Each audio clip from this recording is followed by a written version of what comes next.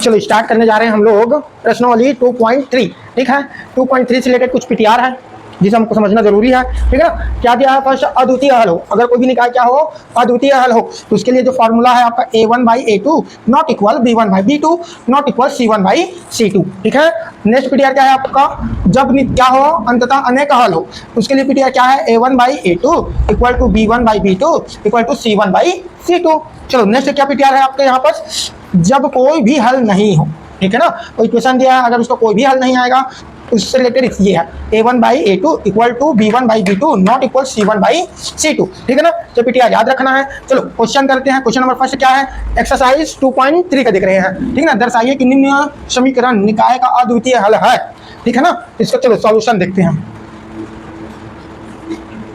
Solution, ठीक है ना, दिया गया है 3x plus 5x equal to 12 5 sorry ये y है ना, ये क्या हमारा y है, 3x plus 5x plus 3y equal to 4। ये हमको क्या दिया है। ठीक है ना, चलो इसमें a1 क्या है, ये हमारा a1 है, b1 है, c1 है। चलो लिखो a1 इक्वल टू 3, ठीक है ना, b1 इक्वल टू 5, ठीक है, और c1 इक्वल टू 12। यहाँ पर a2 है, b2 है, c2 है, a2 इक्वल टू 5, ठीक है ना, b2 इक्वल टू 3 और c2 इक्वल टू 4। ये हमको क्या है यहाँ पर से पता चल जाएगा। ठीक है ना, अब जो क्वेश्चन क्या बोला है, निकाय का अद्वितीय हल है। ठीक है ना, हमको क्या करना है इसमें हमको ये बताना है कि निकाय का क्या है, अद्वितीय हल है। तो अद्वितीय हल के लिए हमें पता है, ठीक है ना, हमें पता है अद्वितीय हल के लिए क्या करते हैं। अद्वितीय हल के लिए देखो क्या है, a1/a2, ठीक है ना, तो a1/a2 क्या है, यहाँ पर से रखेंगे तो क्या है, यहाँ पर से 3/5। ठीक है ना, सेकंड में क्या है, b1/b2 क्या है 5/3 और थर्ड में क्या है c1/c2 12/4। अब ये देख लो तीनों क्या नहीं है भाई, कोई भी एक दूसरे से इक्वल नहीं है। ठीक है ना, इसलिए हम लोग यहाँ पर लिख सकते हैं a1/a2 not equal b1/b2 not equal c1/c2। अतः यह अद्वितीय हल है। यही क्या है हमारा आंसर। चलो नेक्स्ट क्वेश्चन देखते हैं। दिए गए निम्न समीकरण निकाय के अंततः हल है। क्या है, अंततः हल, अंततः अनेक हल भी बोलेगा तो भी हमको इसको क्या करना पड़ेगा, सेम मेथड से सॉल्व करना पड़ेगा। चलो इसका सॉल्यूशन देखते हैं। सॉल्यूशन फर्स्ट में क्या दिया गया है, क्या दिया गया है, 2x minus 3y equal to 5, 6x minus 9y equal to 15। ठीक है ना, तो a1 equal to 2, b1 equal to -3 और c1 इक्वल टू 5। ठीक है, a2 इक्वल टू क्या है 6 है, b2 इक्वल टू -9 है और c2 इक्वल टू क्या हमारा 15 है। ठीक है ना, सिंबल के साथ लिखना है हमें। चलो अब क्या भाई हमें पता है, लिख सकते हो। ठीक है ना, ये हम जानते हैं, आई नो।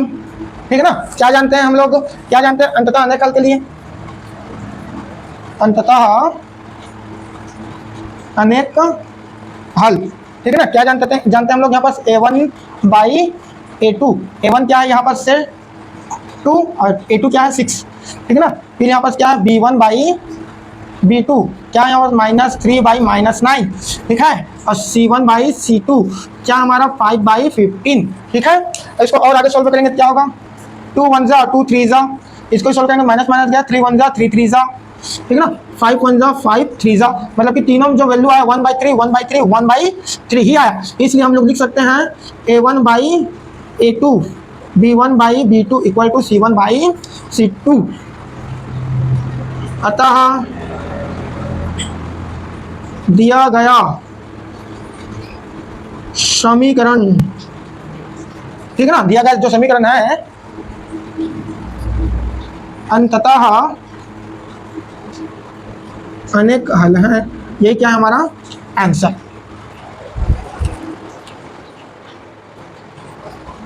चलो क्वेश्चन नंबर तीसरा देखते हैं। के का मान ज्ञात कीजिए। ठीक है ना, जिसके लिए निम्न समीकरण निकायों का कोई भी हल ना हो। क्या बोला है क्वेश्चन, निकायों का क्या ना हो, कोई भी हल ना हो। लेकिन इसके लिए फार्मूला पढ़े a1/a2 equal to b1/b2 not equal to c1/c2। ठीक है ना, या इधर पीटीआर में भी लिख के रखा है ये। ठीक है ना, चलो इसको क्या करते हैं, इसका सॉल्यूशन देखते हैं। फर्स्ट फर्स्ट को सॉल्व करते हैं, ठीक है ना। यहाँ पर क्या हमको दिया गया है, दिया गया है, ठीक है। क्या क्या दिया गया है यहाँ पर से हमको, 8x plus 5y equal to 9, ax plus 10y equal to 15 हमको दिया है, ठीक है ना। यहाँ पर हम लिख लेते हैं a1 equal to 8, b1 equal to 5 और c1 equal to 9, a2 equal to k और b2 इक्वल टू 10 और c2 इक्वल टू 15, ठीक है ना। अब हमको क्या है भाई, क्या बोला, कोई भी हल नहीं है, ठीक है ना। यहाँ पर लिखते हैं, हमें पता है कोई भी हल नहीं हो तो, कोई भी हल नहीं हो तो, ठीक है ना। यहाँ पर लिख सकते हो यदि समीकरण कोई भी हल नहीं हो तो, ठीक है ना। यदि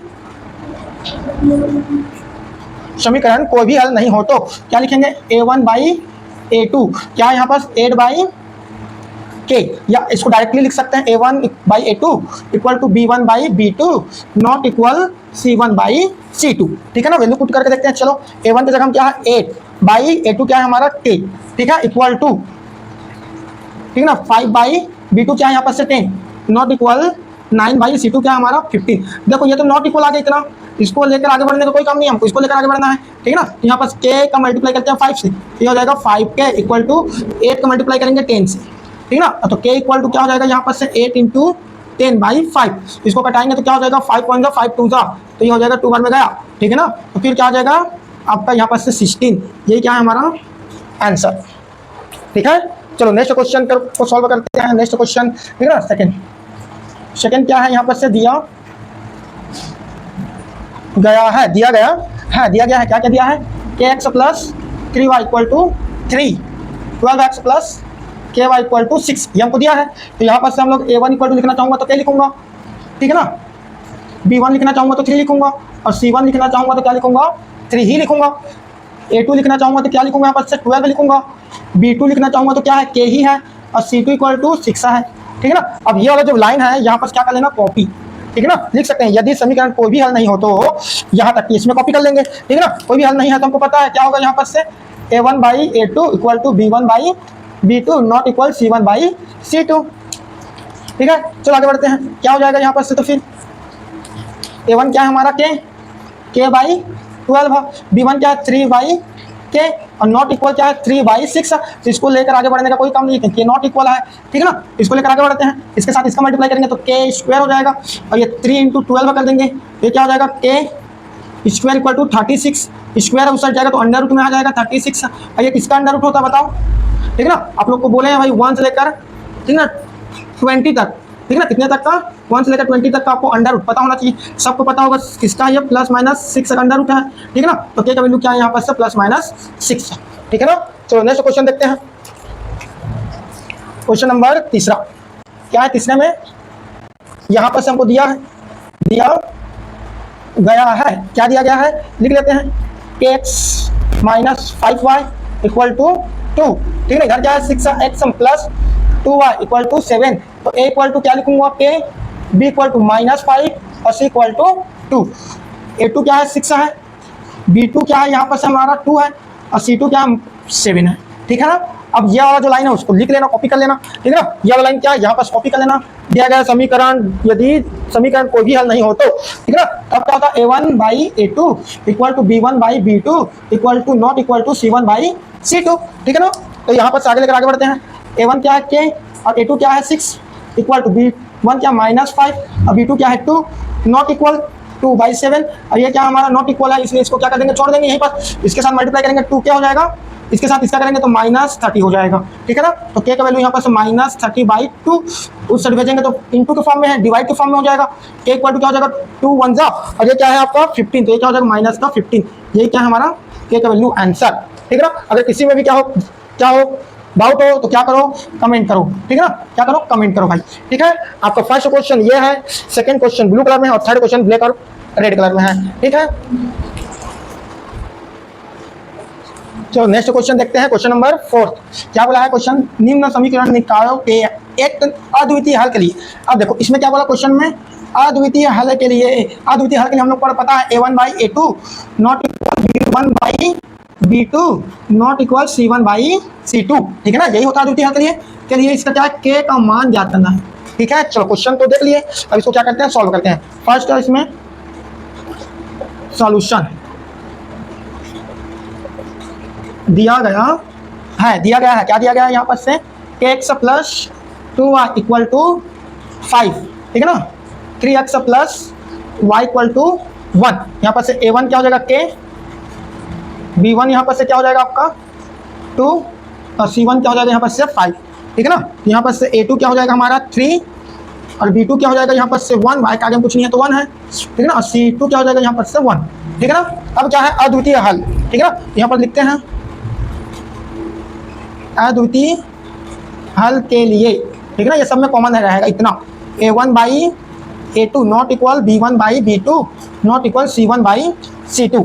चलो वैल्यू पुट कर देते हैं यहाँ पर, क्या है a1 में k, a2 में 3 नॉट इक्वल b1 क्या है 2 बाई 1, ठीक है ना, और ये क्या है आपका 5 बाई 1, ठीक है ना। इसको हम लोग क्या है नॉट इक्वल है लास्ट, तो इसको क्या कर सकते हैं इग्नोर कर दो, इसको लेकर आगे बढ़ो, 1 के साथ k को मल्टीप्लाई करो k ही होगा, नॉट इक्वल इसके साथ इसका मल्टीप्लाई करो 6, तो k नॉट इक्वल 6 है, यही क्या है k का वैल्यू। चलो नेक्स्ट देखते हैं सेकंड क्वेश्चन। सेकंड क्वेश्चन क्या है यहाँ पर से हमको सेकंड सॉल्यूशन, ठीक है, सेकंड सॉल्यूशन क्या है यहाँ पर से x minus 2y equal to 3, ये हमको क्या है दिया गया है, ठीक है ना, 3x plus ky equal to 1 लिख सकते हो गिवन, ठीक है ना, यहाँ पर दिया गया है, ठीक है ना। आगे देखते हैं a1 क्या है 1 है, ठीक है ना, कुछ नहीं है तो x का वैल्यू क्या है 1 है, b1 क्या है यहाँ पर से माइनस का 2 है, c1 यहाँ पर से क्या है 3 है, a2 क्या है 3, b2 क्या है यहाँ पर से k और c2 क्या है यहाँ पर से 1, ठीक है गुड। यहाँ तक करने के बाद क्या है अद्वितीय हल के लिए, अद्वितीय हल के लिए, अद्वितीय हल के लिए क्या करेंगे यहाँ पर से फार्मूला पता होना चाहिए a1 by a2 not equal b1 by b2 not equal c1 by c2, ठीक है ना। अब चलो इसका वैल्यू पुट करो, क्या है a1 का वैल्यू 1 और a2 का क्या है 3 नॉट इक्वल b1 क्या है माइनस का 2 और ये क्या आपका k, ठीक है ना। अब इसको तो लिखोगे तो भी ठीक है, नहीं लिखोगे तो भी ठीक है, इसको इग्नोर करना ही पड़ेगा, ठीक है, इसको छोड़ दो, इधर से लेकर आगे बढ़ो, क्या हो जाएगा k इंटू 1 तो क्या हो जाएगा नॉट इक्वल ये हो जाएगा माइनस का 6, ये क्या है हमारा आंसर है, ठीक है। नेक्स्ट क्वेश्चन देखते हैं तीसरा सॉल्यूशन, ठीक है ना, दिया गया है, क्या दिया गया है यहाँ पर से देखो लिखो इसको, ठीक है ना, kx plus 3y equal to k minus 3, इधर से क्या है 12x plus ky equal to k, ठीक है।